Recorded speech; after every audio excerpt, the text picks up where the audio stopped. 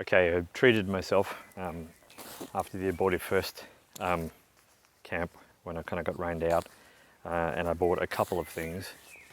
I was looking for first a bivy bag type of setup just for solo camp, and I've got one of those, but it's just getting some repairs done.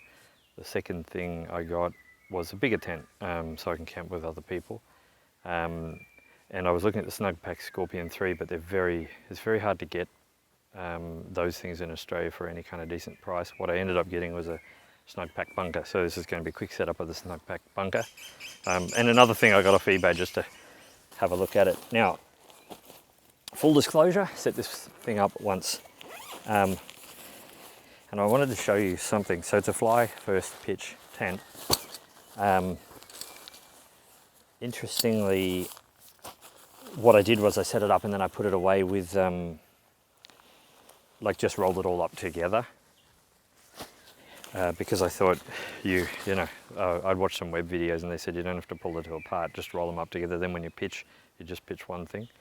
But I think in the rolling up, it damaged a bit of the gauze. Anyway, I'll have a look. So when I pulled it apart, I pulled it apart and now it's in its two separate bits. So fly first pitch, this black thing is the internals. And of course the green is the external. There's quite a few videos about this, but we'll have a look. So I think this is pretty easy to set up. Just move the poles to the side. We've got thunderstorms coming tonight, so it should be quite a good test of this tent's waterproofness. So this is the fly.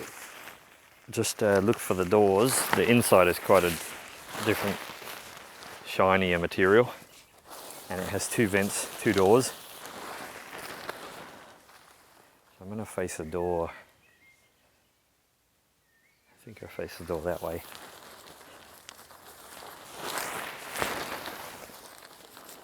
You get 3 poles, and they're color coded. Two black, one has a green thing on it. It's not much of a difference between these bits where you put the poles in. That has basically, this bit is black, and on this one, this bit is green. So the green pole and the green, black and black.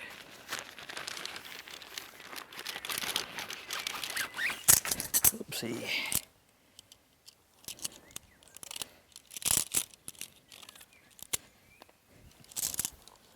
Okay. I'm very impressed with the build quality. It's stitching is amazing on the tent, very, very high quality. Construction all around these poles as well. I think they're DAC poles, which is a pretty cool Japanese company. Yeah, DAC. DAC Featherlight NSL Green. DAC Featherlight NSL Green, yeah. So that's poles that are all the same. Green wasn't for the green tip. The pole quality is amazing. Like, you can just feel it's super light, very strong, and yeah, everything about this tent actually feels quality, including the pegs, which is different to the bivy bag I got, which is horrendously expensive and didn't even come with pegs. But more about that later. So let's get the 3 poles in.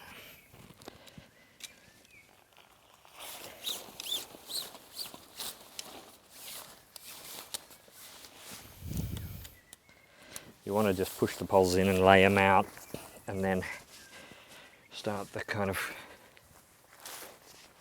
tricky bit of the construction later on.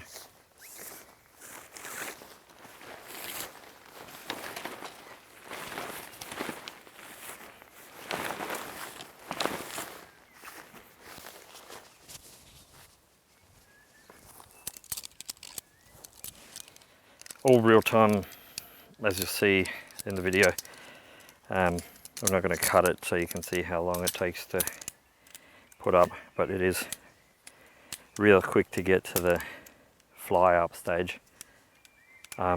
And then a little mucking around with the inner bit, but not too much.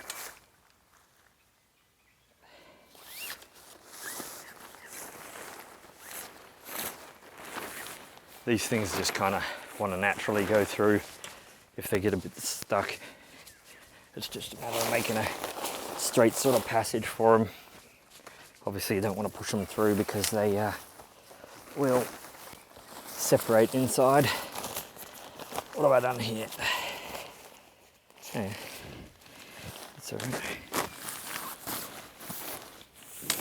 Just me bunching the thing up.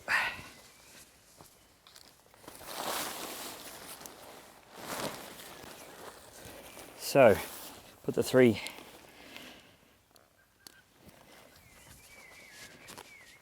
ends in, or the 3 pole ends. And if you give it a bit of a bend, it will make it a little easier, but as I said, the whole thing is super strong, so don't be afraid to give it a bit. Bunch this one up pretty badly.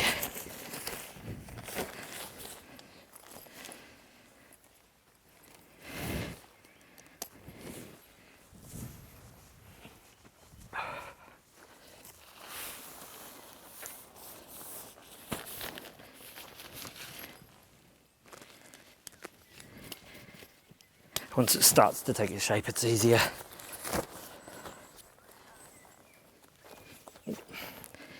Straps.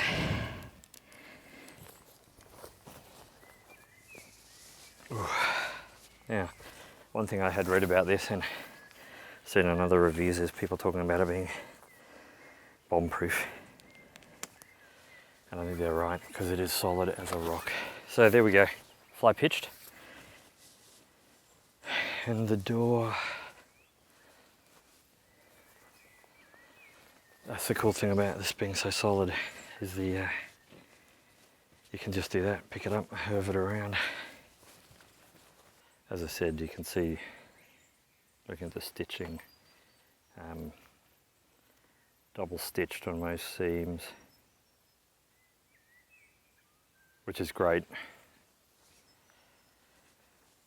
The vents here have a fairly solid piece of foam in them to keep it shape when it's out, but I think from packaging it's a little warped, doesn't sort of fill out so much. The one on the other side has a guy on it, which I'll probably guy out if it's going to thunderstorm tonight, because this foam sort of is pushed in from being wrapped up.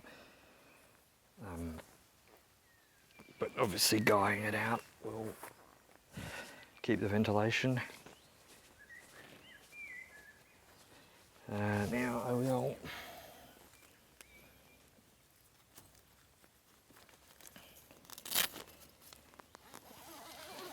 reset the camera and show you the inner bit. So once you get the doors on this inner aligned, it's pretty easy.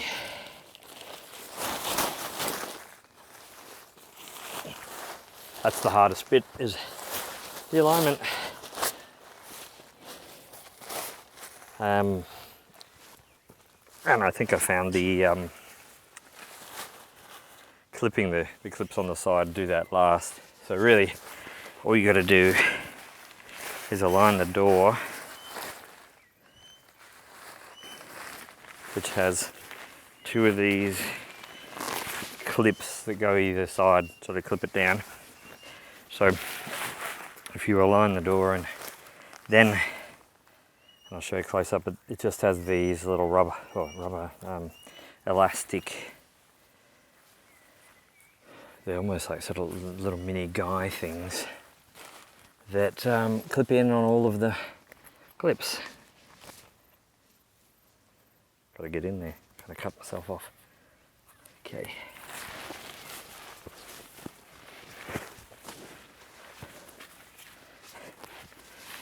Whew, it's pretty warm in here. I think with the thunderstorm coming, is really getting humid. I just clipped the clip down rather than leave it for later. I've seen it done later, but I'm going to do it now because it'll be hard to get in there unless I do it from the outside. Well, this is working. Rather than go fully up to the top, just go around the bottom. Do the clip. And then do the little guys up to the top. Sorry, this is probably... Yeah. Okay. Very boring looking video with me hidden in there. Clips are very easy. Puts a bit of tension on the fly inner to get you a bit more room, I think. Not many to go, as I say. I'm sweating because of the humidity, because of the thunderstorm. So it doesn't actually have... Yeah, I guess it does follow the seams because there's no clips in the middle part there, which is right, as I've been saying. It's all up the inner seams. And then hilariously, I've forgotten a couple. That will be a stretch. Oh man. Lucky this thing is flexible. So as I was saying, this sort of the structural rigidity in this thing is great. Now we have the fly in as well. Oh, sorry, the inner part of the tent as well as the fly. You can pick the whole thing up and reposition it, which is kind of neat. Now, I know you don't have to, well, I wouldn't here have to peg it down, but I'm going to whack a couple of pegs in just to, well, just because I guess. I stole some of the pegs. Pegs are great quality, kind of star picket aluminium, I think they call them.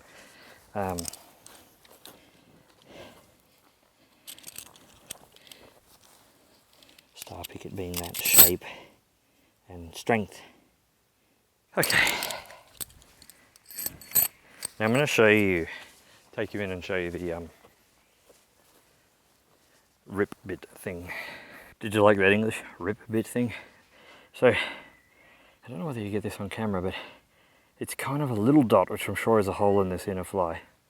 And then some marks. And I think what happened was there's one of the internal attachment pieces, and when I rolled it up when they were joined together, that rolled against it, and basically because it's plastic, I think it scored it a little bit. Anyway, something just to watch out for. Okay, this is a bit of fun, really. I bought this off eBay, cheap, because one of the things I'm going to do on the channel is try some stealth camping if I get the opportunity, and I do have a couple of places I've been thinking about trying it out with a bivy bag. Low kind of impact. Interesting little knot they've tied. So with the bivy bag, something that will be required is a bit of camouflage. So I bought this off eBay, real cheap camo net. And this is the first opening. Doesn't look too bad. It's nylon, but I think, okay, so nylon with it's a rope or net basically. Camo net, surprise then.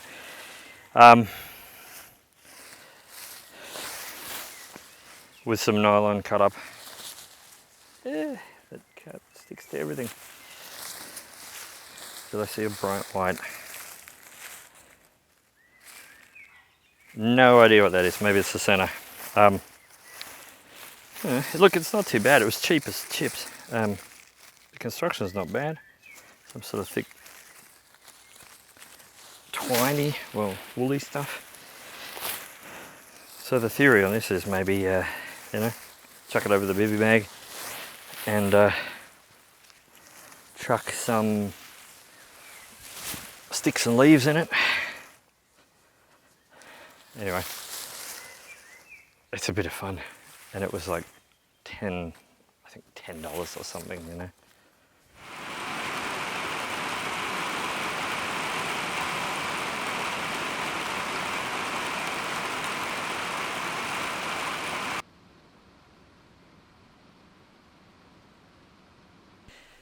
Alright, last night's storm was absolutely massive.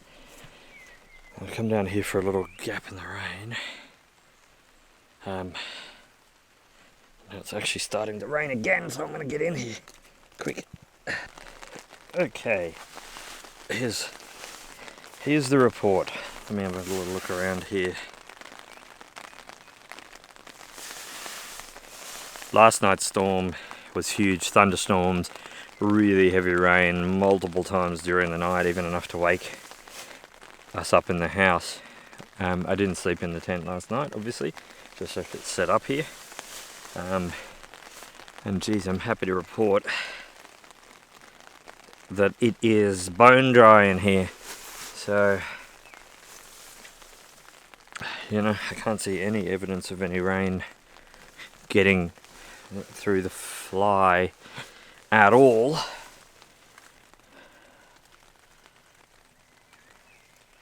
It's really, yeah, it's quite amazing. We'll have to see what the condensation is like when I sleep in it tonight, but this is pretty awesome.